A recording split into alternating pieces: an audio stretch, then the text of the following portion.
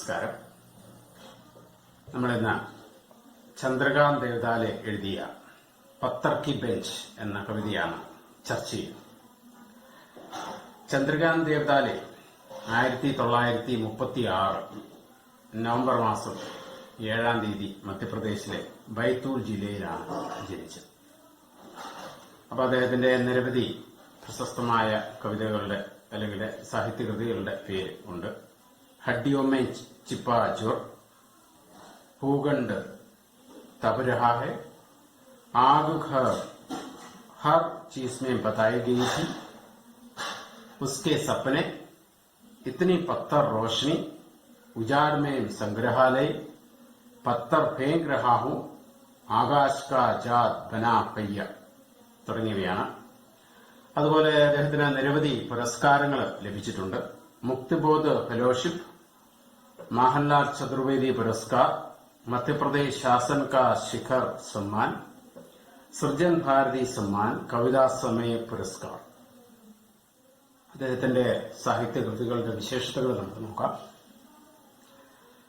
സമകാലീന കവിതാക്കെ സശക്ത് ഹസ്താക്ഷർ, അതുപോലെ തന്നെ പുരാനി പീढ़ी അഗ്രണി കവി, नूतन विचारधारा के वाहक, वर्तमान विद्रूपताओं पर कठोर प्रहार करने वाला, समय की सच्चाई के चतुर चितेरे. कविता में पीढ़ियों का सुख दुख, प्रेम विरह की संवेदनशील स्मृतियों और भविष्य की आशंकाओं का आंगन. അതുപോലെ തന്നെ സമകാലീന കവിത बेकसूर आदमी की आवाज, समकालीन कवि शांत और संयत स्वर में मानवीय संवेदना को पेश करता है. उसके लिए कवि सपाट बयानी का सहारा लेता है. पत्थर की बेंच कविता में वर्तमान पीढ़ी की पुकार को देवदाले ने वाणी दी है. ഇപ്പോൾ പത്തർ കി ബെഞ്ച് എന്ന കവിതയിൽ അദ്ദേഹം ആധുനിക അല്ലെങ്കിൽ ഇന്നത്തെ കാലഘട്ടത്തിലെ മനുഷ്യരുടെ മനസ്സിന്റെ ഒരു ശബ്ദമായിട്ട് നമുക്ക് കാണാൻ സാധിക്കും. പത്തർ കി ബെഞ്ച് എന്ന് പറയുന്നത് തന്നെ ഒരു പ്രതീകമാണ്. നമുക്കറിയാം, വഴിയോരങ്ങളിലുള്ള വിശ്രമ കേന്ദ്രങ്ങളാണ് ഈ പത്തർ കി ബെഞ്ച് എന്നുകൊണ്ട് ഉദ്ദേശിക്കുന്നത്. പ്രത്യേകിച്ചും പഴയ കാലഘട്ടത്തിലൊക്കെ നമുക്കറിയാം, ഇന്നിപ്പം വെയിറ്റിംഗ് ഷെഡുകളുണ്ട്, അല്ലെങ്കിൽ വഴിയോര വിശ്രമ കേന്ദ്രങ്ങളുണ്ട്, വനിതാ വിശ്രമ കേന്ദ്രങ്ങളൊക്കെ ഗവൺമെന്റ് പ്രത്യേക ഊന്നൽ നടത്തി അതിനായിട്ടുള്ള ധാരാളം വിശ്രമ കേന്ദ്രങ്ങൾ ഉണ്ടാക്കാറുണ്ട്. അല്ലെങ്കിൽ KSRTC സ്റ്റാൻഡുകളിലും പ്രൈവറ്റ് സ്റ്റാൻഡുകളിലും ഒക്കെ ഉണ്ട്. പണ്ട് കാലഘട്ടത്തിൽ ആളുകൾ നടന്ന് ആണ് യാത്ര ചെയ്തത്. അപ്പൊ അങ്ങനെയുള്ള ആളുകൾക്ക് നടന്നു വരുമ്പോൾ വിശ്രമിക്കാനായിട്ടുള്ള സ്ഥലം എന്നുള്ള കല്ലും കൊണ്ടുണ്ടാക്കിയ വിശ്രമ കേന്ദ്രം അതാണ്. അപ്പൊ ഈ പത്തർ കി ബെഞ്ച് എന്ന് പറയുന്നത് അല്ലെങ്കിൽ നമുക്ക് പാർക്കുകളിൽ കാണാം, അല്ലെങ്കിൽ ബീച്ചുകളിൽ കാണാം. അങ്ങനെയുള്ള സ്ഥലങ്ങളിലൊക്കെ ഇത്തരം ബെഞ്ചുകൾ സാധാരണ അല്ലെങ്കിൽ പൊതുജനങ്ങൾക്കായിട്ട് ഇരിക്കാനുള്ള, അല്ലെങ്കിൽ റെയിൽവേ സ്റ്റേഷനിലുണ്ട് ബെഞ്ചുകൾ, വിമാനത്താവളങ്ങളിലുണ്ട്, എല്ലായിടത്തും ഉണ്ട് ഇരിക്കുവാനായിട്ടുള്ള. അപ്പൊ ഈ പത്തർ കി ബെഞ്ച് എന്ന് പറയുന്നത് വലിയൊരു പ്രതീകമാണ്. ആളുകൾ, നിരവധിയായിട്ടുള്ള ആളുകൾ, പല വിധത്തിലുള്ള ആളുകൾക്ക് വന്നിരിക്കാനുള്ള ഒരു സ്ഥലം. കുട്ടികൾ വന്നിരിക്കുന്നു, അവര് അവിടെ വന്ന് കളിക്കുന്നു, ഭക്ഷണം കഴിക്കുന്നു, ബിസ്ക്കറ്റ് കഴിക്കുന്നു. അല്ലെങ്കിൽ ചില ആളുകൾ പടുത്ത് വിഷമിച്ച് വരുമ്പോൾ അവർ വിശ്രമിക്കുന്നു. ചില കൂട്ടുകാർ നല്ല സമപ്രായക്കാരുമായിട്ടൊന്ന് തമാശകൾ പറയും. അല്ലെങ്കിൽ പ്രേമിക്കുന്നവർ അവർ രണ്ടും പരസ്പരം ഒന്ന് ചേർന്നിരുന്ന് ഇരിക്കാനുള്ള ഒരു സ്ഥലം. അപ്പൊ അങ്ങനെ ഈ പത്തർക്ക്, അതുപോലെ തന്നെ ചിലപ്പോൾ ഈ ഇരിക്കുന്ന ആ ബെഞ്ച് തന്നെ ഒരുപക്ഷെ കാലങ്ങൾക്ക് ശേഷം അത് വലിയ ഒരു ചരിത്രത്തിന് സ്മാരകമായി മാറാം. അല്ലെങ്കിൽ വലിയ വ്യക്തികളൊക്കെ അവരിരുന്ന ആളുകൾ ചിലപ്പോൾ വലിയ മഹാന്മാരായി കഴിയുമ്പോൾ അവരിരുന്ന കല്ലാണ് അല്ലെങ്കിൽ അവരിരുന്ന സ്ഥലം എന്ന രീതിയിൽ അത് പ്രശസ്തമാകാം. ചിലപ്പോൾ അതിനു വേണ്ടി തന്നെ ചിലപ്പോൾ ആളുകൾ അത് തങ്ങളുടേതാണ് എന്നൊക്കെ പറഞ്ഞ് ചിലപ്പോൾ അതിനുവേണ്ടി വലിയ സമരങ്ങളും അല്ലെങ്കിൽ വലിയ കലാപങ്ങളും ഒക്കെ വേണേൽ പൊട്ടിപ്പുറപ്പെടാം. അങ്ങനെയൊക്കെ പലതും ഉണ്ടായിട്ടുണ്ട്. അപ്പോൾ ഈ ഒരു പത്തർ കി ബെഞ്ച് എന്ന് പറയുന്നത് തന്നെ മനുഷ്യന്റെ ജീവിതത്തിൽ എത്രമാത്രം വലിയൊരു സ്ഥാനമാണ് അതിന് ഉണ്ടാകുന്നത് എന്ന് നമുക്ക് കാണാനായിട്ട് സാധിക്കും. അപ്പോൾ ഈ ഒരു സാധാരണക്കാരന്റെ വീക്ഷണത്തിലൂടെ ഒരു പത്ഥർ കി ബെഞ്ച് അത് നമ്മുടെ ജീവിതത്തിൽ എത്രത്തോളം വലിയ സ്വാധീനമാണ്, അല്ലെങ്കിൽ എത്ര വലിയ ഒരു സാന്ത്വനമാണ് ഓരോ വ്യക്തിയുടെയും ജീവിതത്തിൽ അത് പകരുന്നത് എന്ന് ഈ കവിതയിലൂടെ നമുക്ക് പറഞ്ഞു തരികയാണ്. ചന്ദ്രകാന്തയുടെ കവിത ആദ്യം ഒന്ന് വായിക്കാം. पत्थर की बेंच जिस पर रोता हुआ बच्चा बिस्किट कुतरते चुप हो रहा है, जिस पर एक थका युवक अपने कुचले हुए सपनों को सहला रहे हैं, जिस पर हाथों से आंखें टाप एक रिटायर बूटा हर दोपहरी सो रहा है, जिस पर वे दोनों जिंदगी के सपने बुन रहे हैं, पत्थर की बेंच जिस पर अंकित है आंसू, थकान, विश्राम और प्रेम की स्मृतियां। इस पत्थर की बेंच के लिए भी शुरू हो सकता है किसी दिन हत्याओं का सिलसिला। इसे उखाड़ कर ले जाया अथवा तोड़ा भी जा सकता है। पता नहीं सबसे पहले कौन आसीन हुआ होगा इस पत्थर की बेंच पर। ഒരിക്കൽ കൂടി വായിക്കാം.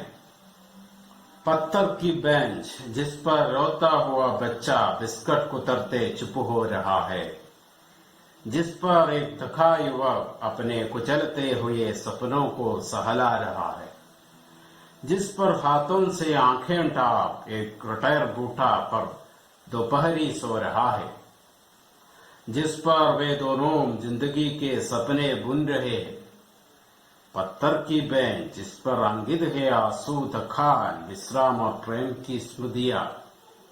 इस पत्थर के बेंच के लिए भी शुरू हो सकता है किसी दिन हत्याओं का सिलसिला। उसे उखाड़ कर ले जाया अथवा तोड़ा भी जा सकता है। पता नहीं सबसे पहले कौन आसीन हुआ होगा इस पत्थर की बेंच पर. പിന്നെ നമുക്ക് ഇതിന്റെ വ്യാഖ്യയിലേക്ക് പോവാം. पत्थर की बेंच जिस पर रोता हुआ बच्चा बिस्कट कुतरते चुप हो रहा है. അപ്പോൾ ഈ കല്ലുകൊണ്ടുണ്ടാക്കിയ ഈ ബെഞ്ചിൽ ജിസ് പർ റോത്താ ഹുവ ബച്ച, അതിലൊരു കരഞ്ഞുകൊണ്ടിരിക്കുന്ന ഒരു കുട്ടി ബിസ്ക്കറ്റ് കുതർത്തെ ചുപ്പ് ഹോ രഹാ ഹൈ, ആ ബിസ്ക്കറ്റ് എടുത്ത് കഴിച്ച് അവൻ നിശബ്ദനാവുന്നു, അല്ലെങ്കിൽ അവന്റെ ആ വിശ്രമം, അപ്പോൾ അവൻ ശാന്തനാകുകയാണ്. അപ്പോ പാർക്കിലൊക്കെ വന്നിരിക്കുമ്പോൾ നമുക്ക് കാണാം കുട്ടികൾ കുറച്ച് സമയം കഴിയുമ്പോഴത്തേക്കും അവർ കരച്ചിലും ബഹളമൊക്കെ തുടങ്ങും. അപ്പൊ അവർക്ക് ചിലപ്പോൾ അവരുടെ കൂടെയുള്ള മാതാപിതാക്കൾ അവർക്ക് ചിലപ്പം ബിസ്ക്കറ്റ് കൊടുക്കും, പാല് കൊടുക്കും, അല്ലെങ്കിൽ മിഠായി കൊടുക്കും, അങ്ങനെ. അപ്പൊ അത് കഴിച്ചു കഴിയുമ്പോൾ അവൻ സന്തോഷവാനാകും. അപ്പോൾ ഇതൊരു സാധാരണ കാഴ്ചയാണ്. അപ്പൊ അതിന് ഒരു സഹായകരമായി മാറുന്നത് ചിലപ്പോൾ ഒരു കുടുംബത്തിന്റെ ഒരു ജീവിതത്തിന്റെ നിമിഷങ്ങളാണ്. അതിന് സാക്ഷിയാകുന്നത്, അല്ലെങ്കിൽ അതിന് ഒരു സഹയാത്രയ, അല്ലെങ്കിൽ അവരുടെ ആ ജീവിതത്തിന്റെ ഒരു ആ ശാന്തമായ സുന്ദരമായ നിമിഷത്തിലെ പങ്കാളിയായി മാറുകയാണ് ഇവിടെ ഈ പത്ഥർ കി ബെഞ്ച് എന്ന് പറയുന്നത്. മറ്റൊരു സന്ദർഭമാണ് അടുത്തത്. ജിസ് പർ ഏക് ദഖാ യുവക് അപ്നെ കുചലെ ഹുയെ സപ്നോ കോ സഹലാ രഹാ. അപ്പോ മറ്റൊരു സന്ദർഭം, അവിടെ ഈ പത്ഥർ കി ബെഞ്ചില് ദഖാ യുവക്, ഒരു തളർന്ന അവശനായ അല്ലെ ക്ഷീണിതനായ യുവാവ് അപ്പനെ കുച്ചലെ ഹുയെ സ്വപ്നോ കോ സഹലാ രഹാ, തന്റെ ചവിട്ടി മെതിക്കപ്പെട്ട അല്ലെ തകർന്ന സ്വപ്നങ്ങളെയൊക്കെ ഓർത്ത് വിശ്രമിക്കുന്നു, അല്ലെ ആശ്വസിക്കുന്നു, അല്ലെങ്കിൽ ഒരു വിശ്രമിക്കുന്നു. ആ നിരാശകളെയും തോൽവികളെയും പരാജയങ്ങളെയും ഒക്കെ നേരിടാൻ, അല്ലെങ്കിൽ മുന്നോട്ട് പോകാനുള്ള ഒരു ഊർജം, അല്ലെങ്കിൽ വിശ്രമം, ആ വിഷമമെല്ലാം ഈ പത്ഥർ കി ബെഞ്ചിൽ ഇരുന്ന് അതിനുള്ള ഊർജം നേടിയെടുക്കുന്നു, അല്ലെങ്കിൽ വിശ്രമം നേടുന്നു. അപ്പൊ അതിനും അവനെ സഹായിക്കുന്നു ഈ പത്ഥർ കി ബെഞ്ചാണ്. അവന്റെ ആ വിഷമങ്ങളെ, അല്ലെങ്കിൽ അവന്റെ പരാജയങ്ങളെ ഒക്കെ നേരിടാനുള്ള കരുത്ത് അവൻ ഈ പത്ഥർ കി ബെഞ്ചിലൂടെ അവൻ നേടുന്നു എന്ന് നമുക്ക് സങ്കല്പിക്കാം. ഇനി ജിസ് പർ ഹാത്തോം സെ ആംഖേൻ ടാർ ഏക് റിട്ടയർ ബൂട്ടാ ഹർ ദോപഹരി സോ രഹാ ഹൈ. അപ്പോ മറ്റൊരു സന്ദർഭം, അല്ലെങ്കിൽ മറ്റൊരു ചിത്രം.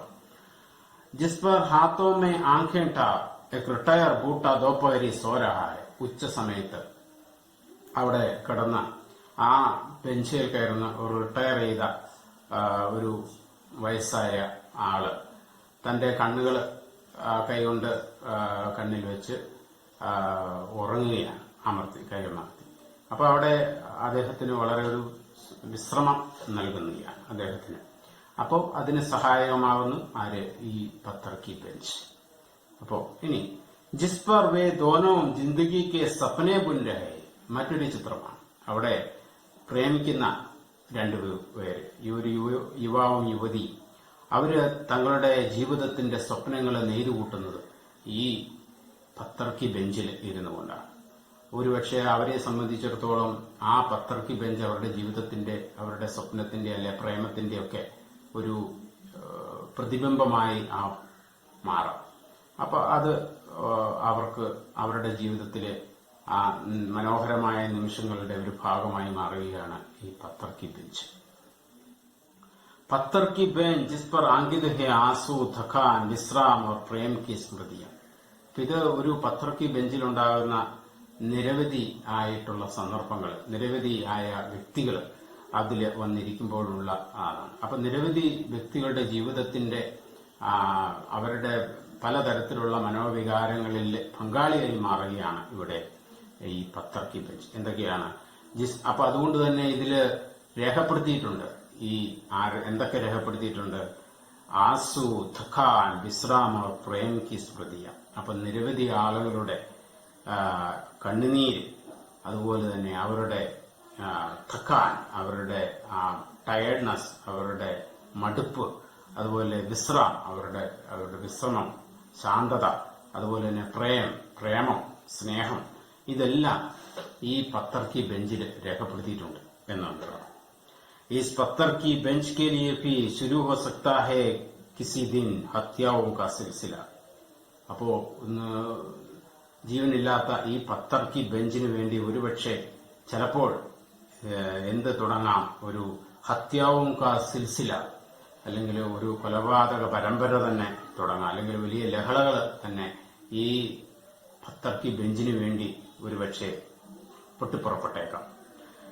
ഇസെ ഉഖാഡ് കർ ലേയ ജായ അഥവാ തോടാ ഭി ജാ സക്താ ഹൈ. ഒരുപക്ഷെ ചിലപ്പോൾ ഇത് പറിച്ചു മാറ്റപ്പെടാം, അല്ലെങ്കിൽ ഇത് തകർക്കപ്പെടാം. പതാ നഹി Sabse പഹലെ കോൻ ആസീൻ ഹുവാ ഹോഗ is Patthar Ki bench പർ. അപ്പൊ ഇതിൽ ആരാണ് ആദ്യം ഇരുന്നത് എന്നുള്ളത്, ആരാണ് അതിൽ വിശ്രമിച്ചത് ആദ്യം, അല്ലെങ്കിൽ അത് ആരാണെന്ന് നമുക്ക് കൃത്യമായിട്ട് പറയാനായിട്ട് സാധിക്കില്ല.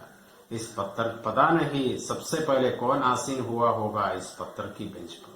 അപ്പൊ അതുകൊണ്ട് ഇത് ആരാണ് ഇതിന്റെ യഥാർത്ഥമായ അവകാശി എന്നൊന്നും നമുക്ക് കൃത്യമായി പറയാനായിട്ട് സാധിക്കാത്തത് കൊണ്ട് തന്നെ ഇതിന്റെ അവകാശികളായിട്ടും അല്ലെങ്കിൽ ഇതിനെ ചൊല്ലി വഴക്കും അല്ലെങ്കിൽ കലാപങ്ങളും ഒക്കെ ഒരുപക്ഷെ ഉണ്ടായേക്കാം. അല്ലെങ്കിൽ നിരവധി പേർക്ക് വേണ്ടി നിരവധി പേരുടെ ജീവിതത്തിന്റെ ഒരു ഭാഗമായി മാറുന്ന ഈ പത്തർ കി ബെഞ്ച് അത് തന്നെ ഒരുപക്ഷെ പലരുടെയും ജീവിതത്തിലെ വലിയ കലാപങ്ങളുടെയൊക്കെ ഇതേ കാരണം കൊണ്ട് തന്നെ ആയിത്തീർന്ന സന്ദർഭങ്ങളും ചരിത്രത്തിൽ നമുക്ക് കാണാനായിട്ട് സാധിക്കും. അപ്പോൾ ചുരുക്കി പറഞ്ഞു കഴിഞ്ഞാൽ ഈ പത്തർ കി ബെഞ്ച് എന്ന് പറയുന്നത് എല്ലാ മനുഷ്യരുടെയും ജീവിതത്തിന്റെ നിരവധി ആയിട്ടുള്ള മാനസിക സന്ദർഭങ്ങളിൽ ഒരു താങ്ങായി, തണലായി മാറുന്നതായിട്ട് ഈ കവി കാണുകയാണ് ഈ പത്തർ കി ബെഞ്ച്. അപ്പൊ ഇത് നമ്മുടെയൊക്കെ ജീവിതത്തിലും നമുക്ക് കാണാം. നമ്മൾ ഇതുപോലെ ഈ പത്തർ കി ബെഞ്ച് നമ്മുടെ ജീവിതവുമായി ഒരു ബന്ധവുമില്ലാത്ത നമ്മുടെ വസ്തുവല്ല, നമ്മുടെ സ്ഥലമല്ല, പൊതുവായിട്ടുള്ള ഒരു വസ്തുവാണ് അത്. പക്ഷെ എങ്കിലും പൊതുവായിട്ടുള്ള ഒരു വസ്തു അത് നമ്മുടെ ജീവിതത്തില് നമ്മുടെ ഒക്കെ വലിയ താങ്ങായിട്ട് അല്ലെങ്കിൽ തണലായിട്ട് മാറുന്നതാണ് നമുക്ക് ഇതിലൂടെ കാണാം ഈ പത്തർ കി ബെഞ്ച്. അപ്പൊ അതാണ് ഈ കവിത നമുക്ക് പറഞ്ഞു തരുന്നത്. അപ്പൊ ഇനി നമുക്ക് ഈ കവിതയുടെ ഹിന്ദിയിലുള്ള വ്യാഖ്യാനങ്ങൾ നമുക്ക് നോക്കാം, ആസ്വാദന टिप्पणियों കൂടെ നോക്കാം. चंद्रकांत देवदाले समकालीन हिंदी साहित्य के जनवादी कवियों में प्रमुख है. അപ്പോ സമകാലീന ഹിന്ദി സാഹിത്യകാരിലെ जनवादी कविകളിൽ പ്രമുഖനാണ് ഈ ചന്ദ്രകാന്ത് ദേവദാലെ. पत्थर की बेंच कविता में कवि ने वर्तमान पीढ़ी की पुकार को वाणी दी. ഈ കവിതയിൽ ഈ വർത്തമാന കാലഘട്ടത്തിലെ ജനതകളുടെ ശബ്ദമാണ് ഈ കവിതയിൽ കാണാനായിട്ട് സാധിക്കുക. യഹാം പാർക്ക് മേ വർഷവും പുരാന പത്തർ കി എക് ബെഞ്ച്. ഇവിടെ ഒരു പാർക്കിൽ വളരെ പുരാതനമായ ഒരു പത്തർ കി ബെഞ്ച്, ഒരു കല്ലുകൊണ്ടുണ്ടാക്കിയ ബെഞ്ച്. ഉസ് पर और उसके आसपास न जाने कितनी पीढ़ियों की संवेदनशील स्मृतियां सोई पड़ी है. അപ്പൊ അതിലും അതിന്റെ ചുറ്റുപാടുകളും എത്രയോ ജനതകളുടെ അല്ലെ എത്രയോ തലമുറകളിലുള്ള ജനതകളുടെ ചിന്തകളും വേദനകളും അവരുടെ മനോവികാരങ്ങളെല്ലാം അതില് ഉറങ്ങിക്കിടപ്പുണ്ട് എന്നുള്ളതാണ്. അപ്പൊ അതിലെ ഓരോരോ സന്ദർഭങ്ങൾ ഇതിൽ പരാമർശിച്ചിരിക്കും. रोते हुए बच्चा पत्थर की बेंच पर बिस्कट कुतरता हुआ चुप हो रहा है. കരയുന്ന കുട്ടി ബിസ്ക്കറ്റ് കഴിച്ച് അവൻ നിശബ്ദനാവുന്നു. उस पर एक दका युवक अपने कुचले हुए सपनों को सहला रहा है. ഒരു ക്ഷീണിതനായ യുവാവ് തന്റെ നഷ്ടപ്പെട്ട സ്വപ്നങ്ങളെയൊക്കെ താലോലിക്കുന്നു. एक रिटायर बूढ़ा उस बेंच पर लेटकर अपने हाथों से आंखें टापकर पर दोपहरी को सो रहा है. ഒരു റിട്ടയറായ വയസ്സായ ആള് കൈകൾ കൊണ്ട് കണ്ണുകൾ അമർത്തിപ്പിടിച്ച് ഉറങ്ങുകയാണ് ഉച്ച സമയത്ത്. वे दोनों उस बेंच पर बैठकर जिंदगी के सपने बुन रहा है. രണ്ടുപേര് പ്രേമിക്കുന്ന രണ്ടുപേര് അവര് ഇരുന്ന ഇതേ ബെഞ്ചിലിരുന്ന് തങ്ങളുടെ സ്വപ്നം ജീവിത സ്വപ്നങ്ങൾ നെയ്യുകയാണ്. വഹാ മാസു തഖാൻ വിശ്രാമ പ്രേം കി സ്മൃതിയ ആംഗി. അപ്പോൾ അതുകൊണ്ട് തന്നെ ഈ പത്തർ കി ബെഞ്ചിൽ എന്തൊക്കെയാണ്? ആസു കണ്ണുനീരുണ്ട്, അതുപോലെ തന്നെ മടുപ്പുണ്ട്, അതുപോലെ വിശ്രമമുണ്ട്, സ്നേഹമുണ്ട്. ഇതിന്റെ എല്ലാ ഓർമ്മകൾ ഇതില് രേഖപ്പെടുത്തിയിരിക്കുന്നു എന്നുള്ളത്. इस पत्थर की बेंच के लिए भी किसी दिन हत्याओं का सिलसिला शुरू हो सकता है. ഈ പത്തർ കി ബെഞ്ചിന് വേണ്ടി ഒരുപക്ഷെ വലിയ കൊലപാതക പരമ്പരകൾ തന്നെ ഒരുപക്ഷെ ആരംഭിച്ചേക്കാം. ഇസെ ഉഖാഡ്കർ ലേ ജായ അഥവാ തോടാപ്പി ജാ സക്താ ഹൈ. ഇത് ഒരുപക്ഷെ തകർത്തെറിഞ്ഞപ്പെടേക്കാം, അതുപോലെ തന്നെ പൊട്ടിച്ച് കളഞ്ഞ അല്ലെങ്കിൽ പിഴുതെറിഞ്ഞേക്കാം. അങ്ങനെയുള്ളതെല്ലാം സംഭവിച്ചേക്കാം. ये पता नहीं इस बेंच पर सबसे पहले कौन आसीन हुआ होगा. ഈ പത്തറിലേക്ക് ബെഞ്ചിൽ ആരാണ് ആദ്യം ഇരുന്നത് എന്നുള്ളത് നമുക്ക് പറയാനായിട്ട് സാധിക്കില്ല. यहाँ कभी एक बच्चा, एक युवक और एक बूढ़े के माध्यम से जीवन की विभिन्न अवस्थाओं का चित्रण करते हैं. അപ്പൊ ഇവിടെ കവി ഒരു കുട്ടി, അതുപോലെ ഒരു യുവാവ്, അതുപോലെ തന്നെ ഒരു വയസ്സായ ആള്, അതുപോലെ തന്നെ പ്രേമിക്കുന്ന രണ്ട് യുവാവ് യുവതി, ഇങ്ങനെയുള്ള ജീവൻ കി വിഭിന്ന അവസ്ഥാവും കാ ചിത്രം കർത്തേ. ജീവിതത്തിന്റെ വിവിധ അവസ്ഥകളാണ് ഇവിടെ ചിത്രീകരിച്ചിരിക്കുന്നത്. पत्थर की बेंच समाज की कमजोर व्यक्तियों को मिलने वाली थोड़ी सी सुविधा का प्रतीक. അപ്പോൾ ഈ പത്തർ കി ബെഞ്ച് എന്ന് പറയുന്നത് എന്തിന്റെ പ്രതീകമാണ്? കംസോർ വ്യക്തിയോക്കോ മിൽനെ വാലി थोड़ी सी सुविधा का प्रतीक. അപ്പോൾ പാവപ്പെട്ടവരായിട്ടുള്ള ആളുകൾ അല്ലെങ്കിൽ നിർധനരായിട്ട് ദരിദ്രരായിട്ടുള്ള ആളുകൾക്ക് ലഭിക്കുന്ന ഒരു സുവിധ, ഒരു ആണ് ഇത്. ഈ പത്തർ കി ബെഞ്ച് അവർക്ക് ലഭിക്കുന്ന, വിശ്രമിക്കാൻ ലഭിക്കുന്ന ഒരു സൗകര്യമാണ് ഇത് എന്നുള്ളത്. उसे पाने के लिए आदमी का हत्या भी करता है. सरल भाषा में लिखी गई यह कविता आज भी प्रासंगिक. വളരെ സരളമായ രീതിയിൽ എഴുതിയിട്ടുണ്ട്. അത് വായിക്കുന്നത് നമുക്ക് മനസ്സിലാകാൻ യാതൊരു ബുദ്ധിമുട്ടുമില്ല. സാധാരണ ജനഭാഷയിലാണ് എഴുതിയിരിക്കുന്നത്. അപ്പൊ ഇത് ഇന്നത്തെ കാലഘട്ടത്തിലും ഇത് പ്രാസംഗികമാണ്, അല്ലെങ്കിൽ വളരെ പ്രസക്തമാണ്. എല്ലാ കാലഘട്ടത്തിലും ഇത് പ്രസക്തമാണ്. ഇന്നും നാളെയും ഇത് പ്രസക്തമാണ്. കാരണം ഇത് മനുഷ്യന്റെ ഇത്തരത്തിലുള്ള ഈ അവസ്ഥ എന്നുള്ള മനുഷ്യനുള്ളിടത്തോളം കാലം ഇത്തരം മാനസിക തലങ്ങൾ അല്ലെങ്കിൽ ഈ സംഘർഷങ്ങളൊക്കെ മനുഷ്യൻ എല്ലാ കാലവും ഉള്ളതാണ്. അപ്പൊ അതുകൊണ്ട് തന്നെ ഇത്തരം ഈ അവസ്ഥകള് അവൻ ഇത്തരം ബെഞ്ചുകൾ എന്ന് എല്ലാ കാലഘട്ടവും, അല്ലെങ്കിൽ ബെഞ്ചിന്റെ രൂപവും ഷേപ്പും അല്ലെങ്കിൽ സ്ഥലവും ഒക്കെ മാറുമെന്നേ ഉള്ളൂ. ഇതെല്ലാ കാലഘട്ടത്തിലും മനുഷ്യന് ആവശ്യമായിട്ടുള്ള അല്ലെങ്കിൽ മനുഷ്യനെ സ്വാധീനിക്കുന്നത് തന്നെയാണ്. അപ്പൊ അതുകൊണ്ട് തന്നെ ഈ പത്തർ കി ബെഞ്ച് എന്നുള്ളത് ഇന്നത്തെ കാലഘട്ടത്തിലും വളരെയധികം പ്രസക്തമാണ്. ഓർ ചിന്തൻ കർണ ലായക്ക്, അതുപോലെ ഇത് മനുഷ്യനെ വളരെയധികം ചിന്തിപ്പിക്കുന്ന ഒരു പ്രതീകമാണ് ഈ പത്തർ കി ബെഞ്ച് എന്നുള്ളത്. നമുക്ക് നമ്മൾ യാത്ര ചെയ്യുമ്പോഴും അല്ലെ കാണുന്ന പത്തർ കി ബെഞ്ച് നമുക്ക് വളരെ സാധാരണമായ, നമ്മളെ ഒട്ടും സ്വാധീനിക്കാത്ത ഒന്ന് എന്ന് നമുക്ക് ആദ്യം ഒരുപക്ഷെ തോന്നാം. പക്ഷെ യഥാർത്ഥത്തിൽ നമ്മളൊന്ന് ചിന്തിച്ചു നോക്കുമ്പോൾ നമുക്ക് മനസ്സിലാകാൻ സാധിക്കും ചിലപ്പോൾ നമുക്ക് വീട്ടിൽ പോലും കിട്ടാത്ത ശാന്തതയാണ് പലപ്പോഴും പത്രക്കി ബെഞ്ചിലൂടെ നമുക്ക് ലഭിക്കുന്നത്. ചില ആളുകൾ കുടുംബത്തിൽ വളരെ പരസ്പരം വഴക്കും കുടുംബ പ്രശ്നങ്ങൾ മൂലം വീട്ടിൽ വളരെ അസ്വസ്ഥരാണ്. അവർക്ക് ഒരു തരത്തിലും ഒരു ശാന്തത ലഭിക്കാത്തപ്പോൾ പലരും വീട്ടിൽ നിന്ന് ഇറങ്ങിപ്പോകുന്നു. എന്നാൽ അവിടെ പോയിട്ട് ഈ പത്രക്കി ബെഞ്ച് അങ്ങനെയുള്ള സ്ഥലത്ത് പോയി അവർ കിടക്കുന്നു, വിശ്രമിക്കുന്നു. അവർക്ക് അവിടെ ഒരു ശാന്തത ലഭിക്കുക. അപ്പോൾ നമ്മുടെ സ്വന്തം വീട്ടിൽ നമ്മൾ അധ്വാനിച്ച് കഷ്ടപ്പെട്ടുണ്ടാക്കി വീട്ടിൽ ലഭിക്കാത്ത ശാന്തത, അല്ലെങ്കിൽ പ്രേമിക്കുന്നവരെ സംബന്ധിച്ചിടത്തോളം എന്താണ്, അവർക്ക് വളരെ സ്വസ്ഥതയോടെ അവരുടെ പ്രേമവികാരങ്ങൾ നടത്താനുള്ള സ്വസ്ഥമായ ഒരു അന്തരീക്ഷം. കുട്ടിയെ സംബന്ധിച്ചിടത്തോളം അവിടെ പോകില്ല ഇവിടെ പോകില്ല എന്നുള്ള എല്ലായിടത്തും റെസ്ട്രിക്ഷനാണ്. ഈ പത്രക്കി ബെഞ്ചിലാകുമ്പോഴോ അവിടെ ഇരുന്ന് അവനെ വളരെ സ്വസ്ഥതയോടെ അവന്റെ കളികളിൽ ഏർപ്പെടാം, ഭക്ഷണം കഴിക്കാനുള്ള അവസരം. അതുപോലെ തന്നെ ബൂട്ട ആയിട്ടുള്ള വ്യക്തി അതുപോലെ അവർക്കും അതുപോലെ വിഷമിച്ച് നടന്നു കഴിയുമ്പോൾ ഏതെങ്കിലും വീട്ടിൽ കയറി കിടക്കാൻ പറ്റത്തില്ല. പത്രക്കി ബെഞ്ചിലാകുമ്പോൾ അവിടെ നമുക്ക് ഒഴിവുണ്ടെങ്കിൽ നമുക്ക് അവിടെ ആരോടും ചോദിക്കേണ്ട, അവിടെ ധൈര്യമായി കയറി കിടക്കാം. വലിയ അവന്റെ ആ മടുപ്പും ഒക്കെ തീരുന്നതായിരിക്കും. അപ്പൊ അത് നമ്മുടെ ജീവിതത്തിലെ എല്ലാവർക്കും എപ്പോഴും അവൈലബിൾ ആകുന്ന എല്ലാവർക്കും എപ്പോഴും അവർക്കൊരു ആശ്വാസം പകരുന്ന ഒരു വസ്തുവാണ് ഈ പത്രക്കി ബെഞ്ച്. അപ്പൊ അതുകൊണ്ട് ഇതൊരു പ്രതീകമാണ്. അത് നമുക്കും വലിയൊരു പ്രചോദനമാണ്. ഒന്നും തിരിച്ച് പ്രതീക്ഷിക്കുക. പത്രക്കി ബെഞ്ച് അത് നമ്മിൽ നിന്നും ഒന്നും പ്രതീക്ഷിക്കുന്നില്ല. അതേസമയം അത് എല്ലാവർക്കും ആശ്വാസവും, ഒരു മരം എങ്ങനെയാണോ തണല് നൽകി ആശ്വാസം പോകുന്നത്, അതുപോലെ തന്നെ ഈ പത്രക്കി ബെഞ്ചും ചെയ്യുന്നുണ്ട്. അപ്പൊ അത് നമുക്ക് സ്വീകരിക്കാവുന്ന വലിയൊരു മെസ്സേജാണ്. ഇതുപോലെ നമ്മുടെ ജീവിതത്തിലും ഒരു പത്രക്കി ബെഞ്ചായി മാറാൻ നമുക്കും കഴിയണം. അങ്ങനെ നമ്മുടെ ആ ബെഞ്ചായി കഴിയുമ്പോൾ നമ്മുടെ അടുത്തും ആളുകൾ വരികയും വിശ്രമിക്കാനും നമ്മളിൽ നിന്ന് ആശ്വാസം ലഭിക്കാനും നമുക്കും അതുപോലെ കഴിയണം. അത്തരത്തില് നമ്മുടെ മാനസിക തലത്തിൽ നമ്മൾ പത്രക്കി ബെഞ്ചായി മാറാൻ നമുക്ക് കഴിയട്ടെ എന്ന് പറഞ്ഞുകൊണ്ട് ഈ ക്ലാസ് അവസാനിപ്പിക്കുന്നു. നമസ്കാരം.